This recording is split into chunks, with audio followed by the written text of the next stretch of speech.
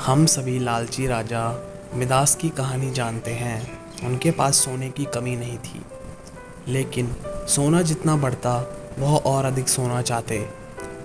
उसने सोने के खजाने को जमा कर लिया था और हर रोज़ उसे गिना करता था। एक दिन जब वह सोना गिन रहा था तो एक अजनबी कहीं से आया और बोला, तुम मुझसे कोई ऐसा वरदान मांग सकते हो जो तुम्हें दुनिया में सबसे ज़्यादा खुशी दे। राजा खुश हुआ और उसने कहा कि मैं चाहता हूँ कि जिस चीज़ को छूऊं वह सोना बन जाए। अजनबी ने राजा से पूछा, क्या तुम सचमुच यही चाहते हो? राजा ने कहा, हाँ। तो अजनबी बोला, कल सूरज की पहली किरण के साथ ही तुम्हें किसी चीज़ को छूकर सोना बना देने की ताकत मिल जाएगी।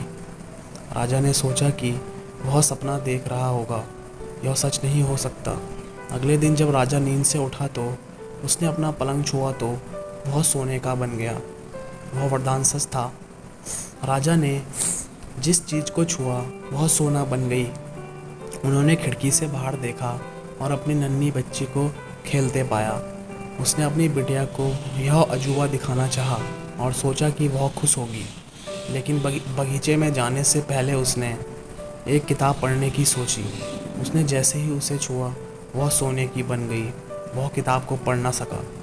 फिर वह नाश्ता करने बैठा।